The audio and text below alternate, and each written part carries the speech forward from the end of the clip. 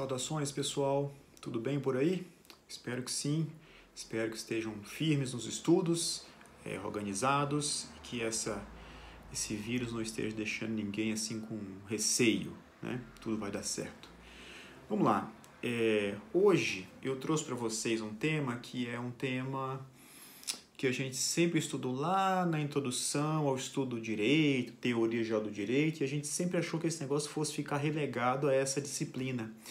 Eu quero demonstrar para vocês que esse tema é um tema central hoje em dia, de 2015 para cá, quando entra em vigor o Código de Processo Civil, em alguma medida, nós redimensionamos uma coisa que nós designamos de fontes do direito. Então, se o tema está no edital e isso é uma coisa relevante do ponto de vista legislativo, em relação à transformação do direito, nós temos que parar um pouco e prestar atenção nesse item do edital. Então vamos lá, no slide que eu mandei para vocês, eu coloco aí o item 14 do edital, fontes do direito objetivo, princípios gerais do direito, jurisprudência e súmula vinculante. É sobre isso que nós vamos tratar hoje. Vamos lá. Tem uma questão para a gente responder, que é uma questão do Tribunal de Justiça do Ceará de 2012. E a pergunta é a seguinte: conceitue direito objetivo e direito subjetivo, né? Primeira parte da questão, e discorra sobre as fontes estatais e não estatais do direito. Nesse tipo de questão, convém inclusive que você separe a folha de resposta em duas partes exatamente iguais. E na primeira parte você fala sobre direito objetivo e subjetivo, que é um outro encontro nós vamos ter sobre esse tema. E na segunda parte da questão você trate sobre fontes estatais e fontes não estatais do direito. Caso, não espero que isso aconteça nunca, mas caso você tenha um déficit de conteúdo em relação a um dos itens, você capricha muito, aprofunda muito em um dos outros, para que você tenha pelo menos a metade da pontuação da questão. Tá? Então vamos lá. Em outra aula, nós vamos responder a primeira parte aí, para você conceituar o direito objetivo e subjetivo. Nós vamos falar hoje de fontes do direito. E para isso, eu abri o slide para vocês aí nos pressupostos. Considerando a possibilidade, por exemplo, de ter uma questão única e exclusiva para que você discorra sobre fontes, esse tipo de pergunta, a preparação começa agora para esse tipo de pergunta. Vamos lá. Pressupostos. Não é nenhum erro, porque todo manual de introdução ao estudo de direito começa desse capítulo de fontes tratando assim: olha, as fontes constituem a origem, o berço, o nascedouro do direito. Professor, mas isso é óbvio. Muitas vezes o óbvio vai estar no espelho de resposta. Então não despreze o óbvio. Você vai gastar o quê? 1/3 de uma linha para poder falar isso. Então, o começo da resposta é: as fontes do direito constituem a origem do direito. Basicamente, o que se quer discutir, o que se discute aqui nas fontes do direito, tem muito a ver com um tema que lá na ciência política eles chamam de legitimidade. Ora, de onde vem a força de uma sentença judicial? De onde vem a força de um ato administrativo? De onde vem a força de uma lei? De onde vem a força de um pronunciamento do presidente da República? Então, basicamente, a gente tem que saber o seguinte: qual é a fonte desse pronunciamento? Eu tirei a palavra norma por causa do pronunciamento, né? Qual é a força dessa propagação que faz com que as pessoas tenham que obedecer essa propagação? Então, basicamente, esse é o estudo das fontes do direito. Basicamente, o que se estuda é quais são os fatos, quais são os atos que produzem as normas jurídicas. Nós temos o Miguel Reale, por exemplo, que é o professor dos professores, né? Ele separa em fontes formais e fontes materiais. As fontes materiais consideradas os fatos sociais que inspiraram o legislador a fazer determinada norma. Nós temos várias medidas provisórias, decretos presidenciais atuais que decorrem dessa pandemia do coronavírus. Então, o coronavírus, ele é fonte do direito? Sim, uma fonte material do direito. Entretanto, o próprio professor Miguel Reale ele diz o seguinte: o operador do direito não tem que se preocupar com a fonte material do direito, mas sim com a fonte formal do direito. Tá? Nós vamos falar um pouco mais sobre isso logo a seguir. Uma outra coisa importante, caso você tenha espaço na questão para tratar disso é que esse debate de fontes do direito é uma herança do positivismo, e por isso que eu coloquei a foto do livro do professor Norberto Bobbio aí no slide, porque toda essa teoria das fontes do direito tem por base Kelsen, mas essa base ela é popularizada nesse livro do professor Norberto Bobbio, O Positivismo Jurídico, e em outro livro que é chamado de Teoria do Ordenamento Jurídico. Nós vamos falar muito sobre esse livro aqui durante o curso. Então, esse debate, essa teoria das fontes do direito é uma herança do positivismo jurídico. E qual é a base teórica que trata desse tema?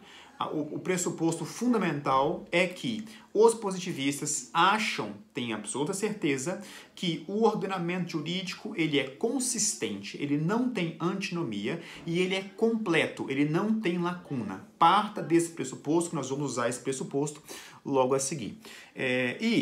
Tratando dessa ideia de fontes do direito, nós temos também um estudo longo, filosófico, teórico, que começa com Kelsen, passa pelo Bobbio, e até hoje a gente discute isso, que é como é possível a produção de uma norma.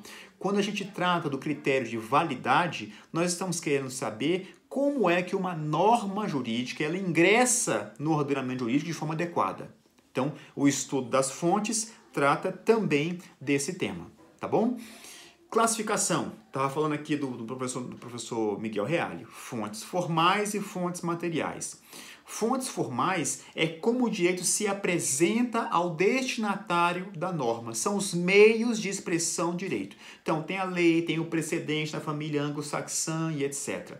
Fonte material são os elementos sociais que inspiram o legislador a fazer determinada norma, tá bom? Elas podem ser diretas, que são os órgãos elaboradores do direito, por exemplo, o Congresso Nacional, e elas podem ser indiretas, que são os fatos jurídicos que inspiraram o legislador a fazer a norma. Então, fonte formal e fonte material.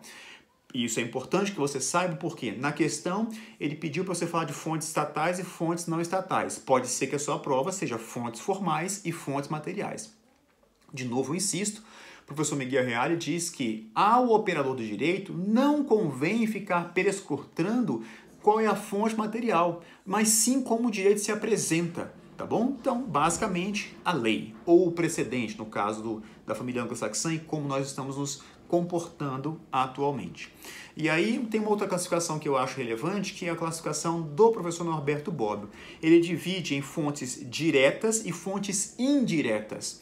Fonte direta, ou chamada também por ele como originária, no livro Teoria do Ordenamento Jurídico, é basicamente a lei. Lembrando que o professor Norberto Bobbio ele é um proeminente muito importante do positivismo jurídico. Tá? Então, basicamente, a fonte direta ou originária do direito é a lei. E isso tem respaldo no nosso ordenamento jurídico, no artigo 5º, inciso 2º. Já a fonte indireta, que ele também chama de fonte derivada, ela pode ser uma fonte reconhecida, como, por exemplo, um costume que o judiciário usa para poder decidir alguma coisa. O costume, você vai dizer o seguinte, isso aí já está ultrapassado. Não está ultrapassado. Vou dar um exemplo para vocês de como nós usamos o costume nessa lógica positivista. Os positivistas dizem que o ordenamento jurídico ele é completo. Não há lacunas no ordenamento jurídico. O que há, no máximo, é uma lacuna aparente. E é muito difícil, dizem os positivistas, você encontrar uma lacuna real, tá? Uma contradição, uma antinomia real. Vamos lá, então. Nessa fonte reconhecida, que eu estou falando do costume, nós temos, por exemplo, a ideia dos juros, que é uma jurisprudência antiga já do STJ, mas que você às vezes conhece, às vezes usa, mas nunca raciocinou dessa forma. De novo, a minha tese é, a formação humanística ajuda a gente a enxergar coisas que nós normalmente não enxergamos. Então, como é que se discute a abusividade de juros em contratos bancários, por exemplo? Pode ser outro contrato também. A jurisprudência do STJ diz o seguinte, olha, para saber se um juro é abusivo, se um juro previsto no contrato é abusivo ou não, ou para dizer qual é a taxa de juros em um contrato que não prevê taxa de juros, basta você pegar a taxa média do mercado. Então, se o contrato não tem juros, pega a taxa média de mercado e aplica no caso concreto. Ah, eu quero saber se é abusivo ou não. Então eu comparo a taxa prevista contratualmente com a taxa média de mercado. Quando eu falo taxa média de mercado, eu estou falando de quê? Eu estou falando de nada mais, nada menos do que costume, certo? Então o Banco Central todo mês ele faz uma tabela de todos os contratos, todas as instituições financeiras e calcula a taxa média. Taxa média de alienação fiduciária, taxa média de empréstimo consignado. Então, se o contrato tiver muito discrepante dessa taxa média, essa taxa é abusiva. Então, note que os costumes ainda são fontes do direito. No caso, portanto, o professor Norberto Bobbio chama o costume de fonte reconhecida. Ou seja, o direito acolhe esse costume como uma fonte autêntica assim, do direito, né? E você também tem a fonte delegada. O que é a fonte delegada? Fonte indireta ou fonte derivada delegada. Ele diz que o regulamento da lei, o poder de negociação, um contrato, por exemplo, ele é válido porque a lei confere obrigatoriedade a ele. A lei dá para o contrato o poder de criar direito, tá bom? Assim como a regulamentação da lei também é uma delegação que a lei dá para o Poder Executivo para que ele regulamente a lei. Sempre que o Executivo extrapolar dos limites da competência constitucional dele de regulamentar, esse decreto vai ser invalidado, seja judicialmente, seja pelo Legislativo, por meio de um decreto legislativo, que vai sustar esse ato normativo. Tá bom? Então, fontes do direito, pressupostos, classificação do professor Miguel Reale, classificação do professor Norberto Bobbio. E aqui no próximo slide nós estamos respondendo diretamente a pergunta. Às vezes, faz muito tempo que eu não faço isso, mas às vezes a gente fazia preparação específica, presencial para a formação humanística. E aí, uma vez eu fiz essa pergunta para que os alunos apresentassem as fontes formais, estatais e não estatais. E uma coisa que a gente esqueceu de colocar lá foi a jurisprudência, ou teve gente que colocou jurisprudência como uma fonte não estatal. Obviamente que esse posicionamento está equivocado, tá certo? Então vamos lá.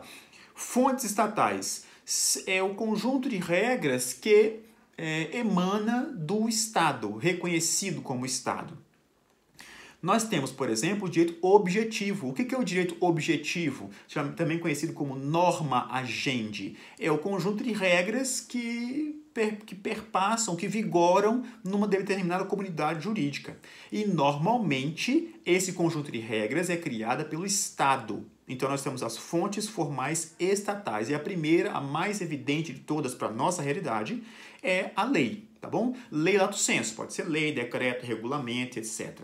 Outra fonte estatal que convém você mencionar na sua resposta é a jurisprudência. E aí, nós vamos ter uma segunda parte da aula que nós vamos falar muito sobre isso, tá bom? Jurisprudência. Então, nós temos o fenômeno da precedentalização que está acontecendo paulatinamente no Brasil, e a ideia da súmula vinculante, que é uma fonte muito importante que nada mais, nada menos é do que uma jurisprudência muito especial, mas é uma jurisprudência, tá bom? Fontes estatais convencionais no direito internacional, quando você tem os costumes internacionais, isso também é uma fonte estatal. Já a fonte não estatal, eu coloquei aqui direito consuetudinário, direito científico, doutrina, quando a lei não é clara, a doutrina pode ajudar e ela vira uma fonte subsidiária do direito, e uma fonte não estatal muito importante é uma coisa chamada contrato, tá bom? Os negócios jurídicos também que criam direitos e obrigações. Então, com isso, vocês sabem diferenciar bem a fonte estatal da fonte não estatal. No próximo quadro, que eu coloquei a classificação do professor Dimitri de Moulis, eu simplesmente misturei as duas. Coloquei fontes materiais, fontes formais, tá bom? E aí coloquei vários exemplos para que você, olhando esse quadro, possa escrever muito sobre o conteúdo da questão. Fonte formal, fonte material, fonte estatal e fonte não estatal, tá bom? No próximo slide, que é a heterointegração e a autointegração, nós vamos tratar aqui um pouco dessa ideia positivista, segundo a qual o direito ele é completo. Não há lacunas no ordenamento jurídico. Vamos lá. O professor Norberto Bobbio, ele diz o seguinte: se você, magistrado do Tribunal de Justiça do Mato Grosso do Sul, se depara com um fato social relevante, que alguém faz um pedido, e você não encontra uma norma jurídica específica para aquele caso ali, você está declarando de forma implícita uma coisa chamada lacuna. Lacuna do direito, certo? Aí ele vai dizer o seguinte: entretanto, essa lacuna ela é aparente. Por quê? Porque você tem métodos de colmatação de lacunas ou de integração do direito. Colmatação de lacunas e integração do direito são expressões que você pode usar de forma indistinta, são expressões sinônimas. E aí, eu vou lembrar para vocês de um dispositivo que tinha no Código de Processo Civil revogado, no antigo Código de Processo Civil, de 73, que dizia o seguinte: se o juiz ele tem que usar a lei, note quão positivista é essa teoria. O juiz tem que usar a lei, certo? No julgamento das lides, caber-lhe-á aplicar a lei. Aí, ponto. No mesmo artigo, no mesmo caput, eu acho que era o 126 do Código de Processo Civil revogado. Aí, no mesmo artigo, dizia o seguinte: caso o magistrado, e ele, inclusive o magistrado não pode nem se negar a julgar alegando lacuna ou obscuridade na lei, certo? Ponto. No mesmo parágrafo, no mesmo texto normativo. No caso de lacuna, o juiz vai usar o quê? Aí dá uma pausa aqui, e aí eu vou fazer uma pergunta para vocês raciocinarem nesse modelo positivista. Eu não estou falando de pós-positivismo, estou falando do modelo positivista.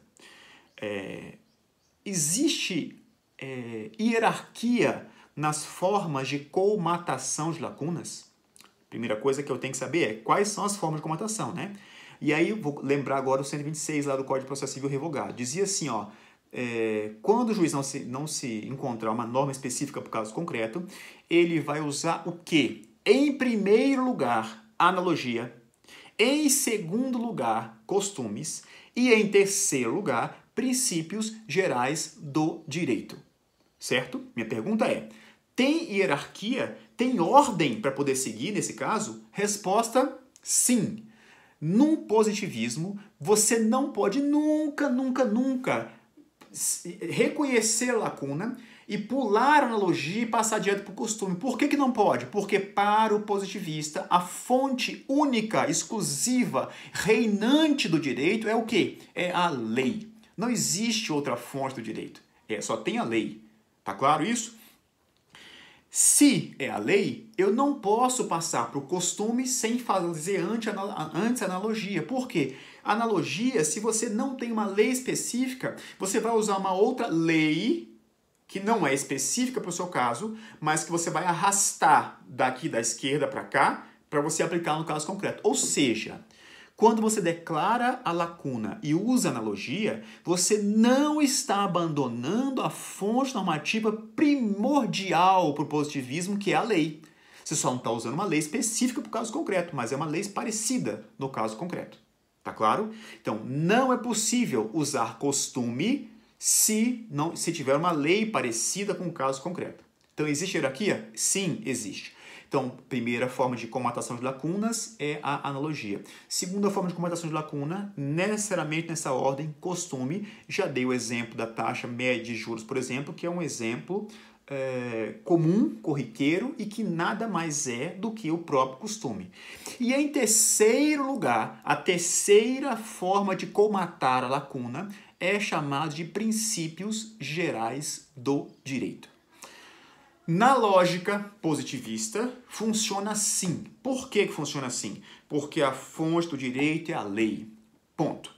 Na lógica atual, que não é mais a lógica positivista, é uma lógica pós-positivista ou neoconstitucionalista, você pegou o princípio, que era o mero colmatador de lacunas, que era usado de forma subsidiária, só podia usar isso se não tivesse analogia e também não tivesse costume, e hoje você usa os princípios junto com a regra. Não está expresso de tal, mas nós vamos tratar aqui desse tema de princípios e regras. Em algum momento nós vamos tratar disso. Mas na lógica positivista, princípios gerais do direito são a terceira forma de colmatar as lacunas. Hoje, na lógica pós-positivista, os princípios são fontes primeiras do direito, ao lado das regras. Não há hierarquia. Tecnicamente, não há hierarquia entre princípio e regra, muito embora tenhamos essa visão arraigada na nossa cabeça de que o princípio é mais importante do que a regra.